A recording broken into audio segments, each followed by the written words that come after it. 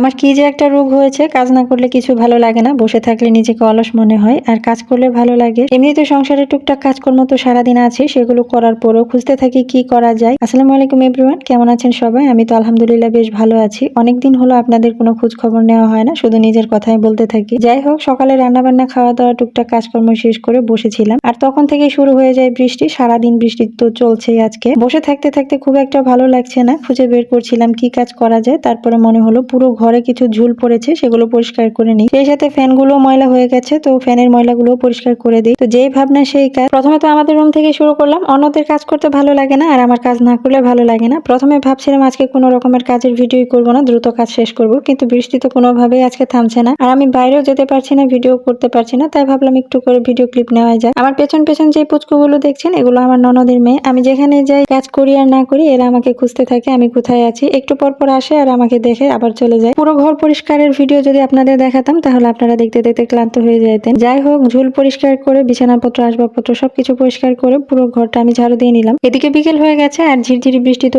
বৃষ্টির দিনে হাঁস মুরগি গরু ছাগল নিয়ে একটু তেক্ততায় পড়তে হয়। যাই হোক, মুরগিগুলো বৃষ্টির মধ্যে ঘরের ভিতরেই ঢুকে পড়েছে, ওদেরকে খেতে দিলাম। বৃষ্টির জন্য বাচ্চা সহ মুরগিটাকে আটকে রাখছি, সেগুলো যেন বৃষ্টিতে ভিজতে না পারে, তো ওদেরকেও খাবার দিলাম। আজকের দিনের জন্য তো মোটামুটি সব কাজই শেষ করেছি। বৃষ্টি হলে তো মনটা কিছু না কিছু খাওয়ার একটা বায়না করে, আর বৃষ্টিতে সময় কাটানোর জন্য আমার কাছে সবচেয়ে পছন্দের হলো চা, সাথে যাই থাক না কেন। এজন্য কিচেনে চলে আসলাম একটু চা করার জন্য। বৃষ্টির জন্য আপনাদের ভাইও আজকে বাড়িতেই আছে, সে সবসময় লাল চা খায়, এজন্য লাল চাটাই করলাম। সাথে ছিল বিস্কুট। একটা সময় দুধ চা ভীষণ পছন্দের ছিল আমার, কিন্তু অ্যাসিডিটির জন্য এখন আর তেমন চা খাই না। যদিও খাই, তবে ওই লাল চাটাই খাই, কিন্তু দুধ চাটা খুব একটা বেশি খাওয়া হয় না। যখন খুব বেশি মনে পড়ে তখন খাই। নিজেকে কাজের মধ্যে ব্যস্ত রাখলে আমার মনে হয় মাথায় বাড়তি কোনো টেনশন চিন্তা ভাবনা কাজ করে, মাথাকে বসিয়ে রাখতে পারে না। কাজের মধ্যে থাকলে মাথাও কাজে ব্যস্ত থাকে, অন্য কোনো টেনশন করার সময়ই থাকে না। বিজ্ঞান গবেষণায় পেয়েছে বর্তমান বিশ্বের প্রত্যেকটা মানুষ কোনো না কোনো টেনশন আর ডিপ্রেশনের মধ্যে দিয়ে যাচ্ছে। যাই হোক, এখন সেসব কথা বাদ দিলাম। আমাদের দুজনের জন্য চা নিয়ে জানালার পাশে বসে বসে দুজন মিলে চা খেতে খেতে আজকের ভিডিওটা এখানেই শেষ করলাম। আপনার ভিডিও ভালো লাগলে লাইক কমেন্ট শেয়ার করবেন। দেখা হবে পরবর্তী ভিডিওতে, সে পর্যন্ত ভালো থাকবেন। আল্লাহ হাফেজ।